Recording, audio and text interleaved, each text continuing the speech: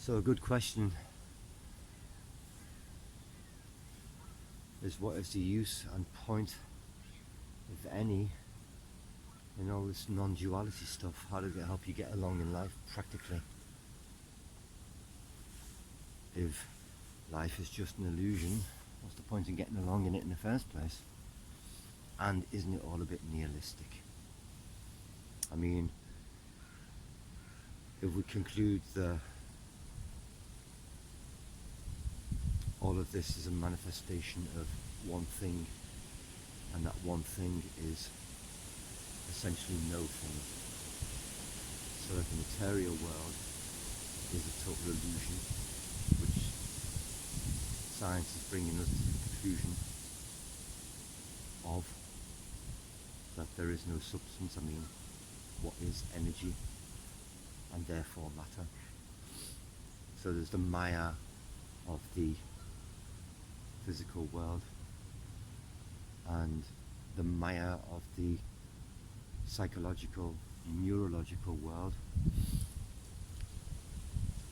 That's an illusion as well, and that's also demonstrable. You know, your brain creates constant illusions for you in order to deal with the Maya of the illusory physical world. And it's all a bit nihilistic, it seems. So what's the point in all of this? What practical use does it have? How do you use this every single day? And I've forgotten who said it, but it was said, the point in enlightenment is not to escape the world of Maya,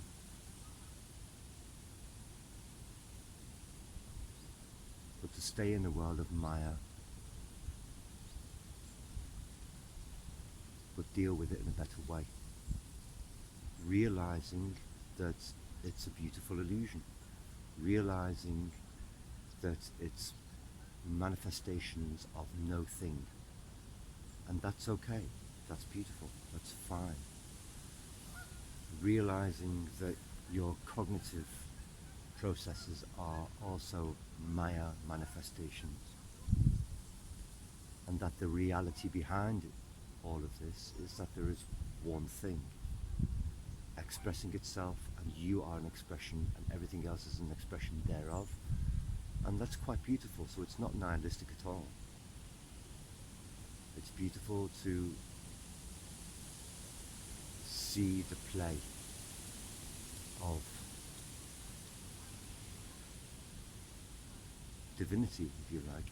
I mean, I don't like using religious terms, but to see the play of divinity, and to be a part of the play of divinity. So it's not nihilistic at all, it's quite hopeful in a way, because you see everything as one. And you don't literally see everything as one. I don't sit here and see everything as one thing. My mind, my neurology still wants to divide and subdivide everything into categories. Tree, birds, field.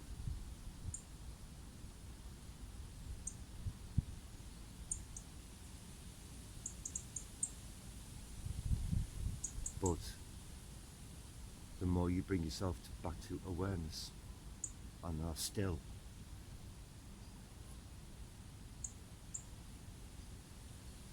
the more comes a realization, not something you see with your eyes, but something you feel,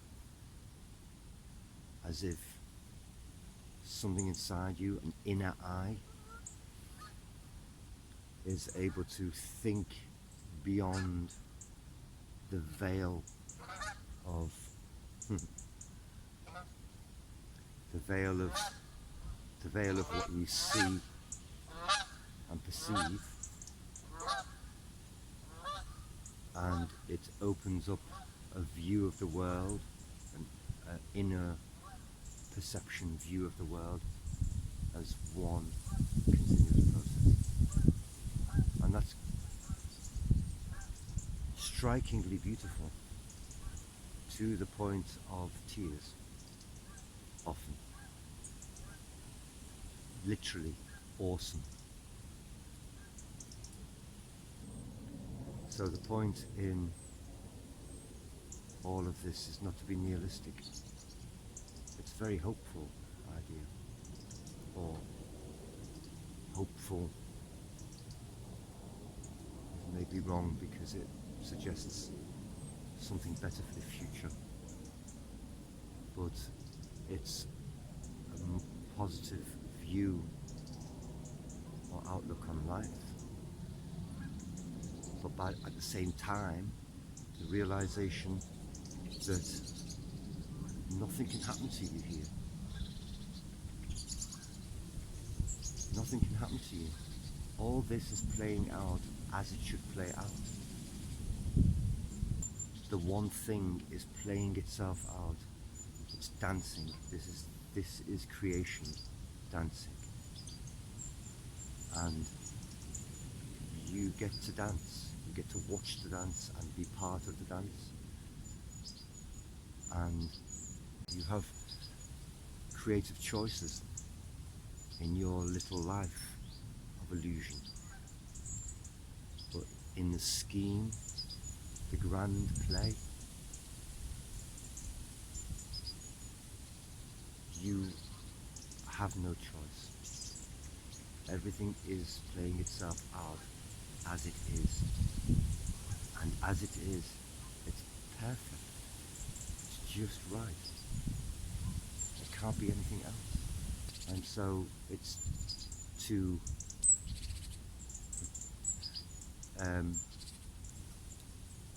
facilitate a view of the world in which you feel completely comfortable and safe.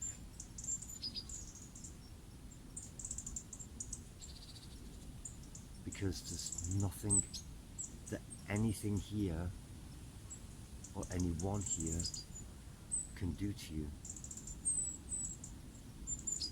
Because it's all illusion, so it can't do anything to you anyway. You are an illusion, so that's nothing can be done to you. And the greater thing playing itself out is not this. It's something more profound. And I avoid in these videos using the word God or using any religious terms. I'm an atheist.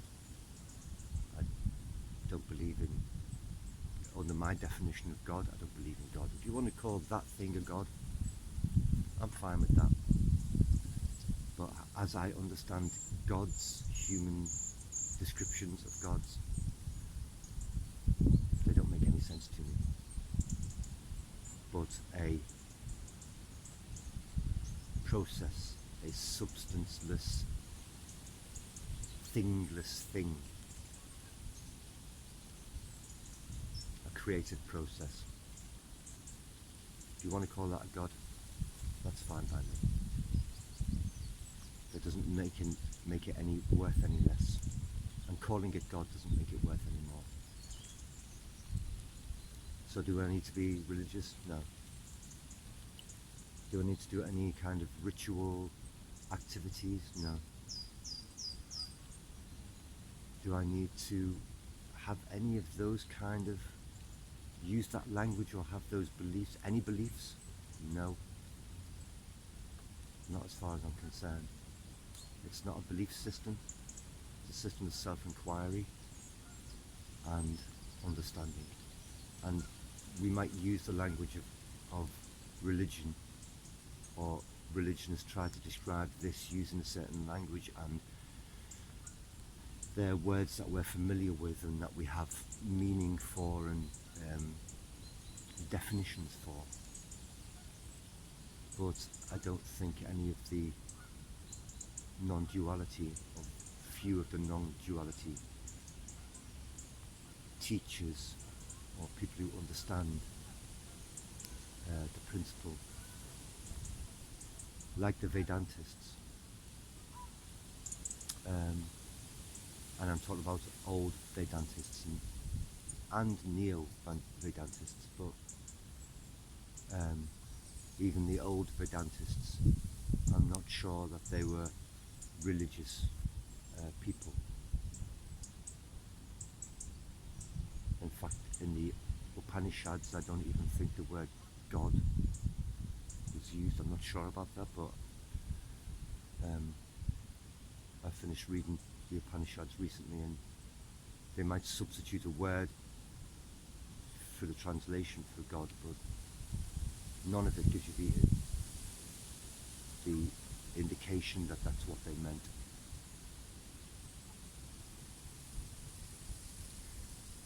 And so it's to sit and adopt an attitude of ease, peace, acceptance, submission, realization that everything is just as it is and everything is fine. And of course, there'll be people say, well, if there were a bunch of people kicking your head in, beating you up, you wouldn't be sitting there going, Of course, in that moment, no, possibly you wouldn't, although there have been Buddhist monks who've set themselves on fire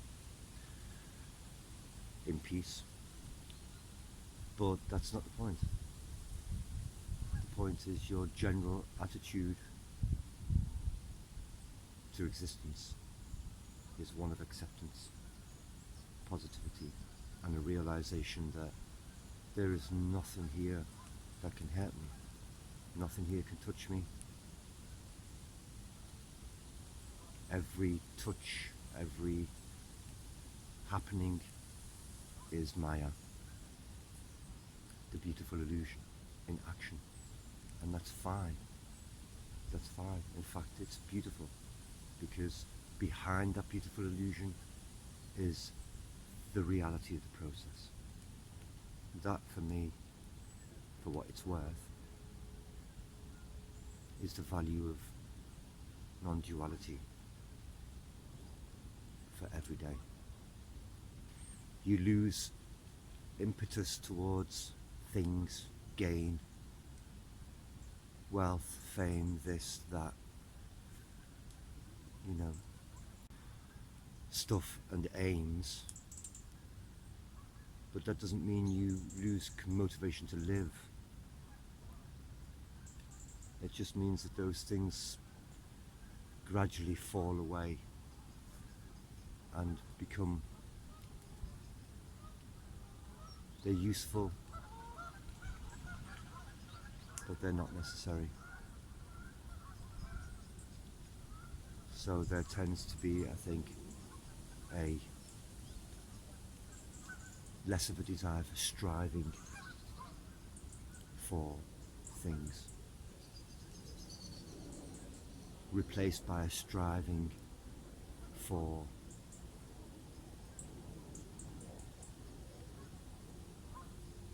the security of peace and truth.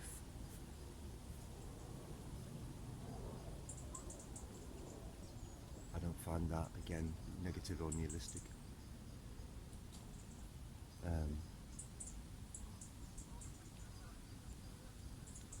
Desire for those things just falls away. Desire, attachment just falls away.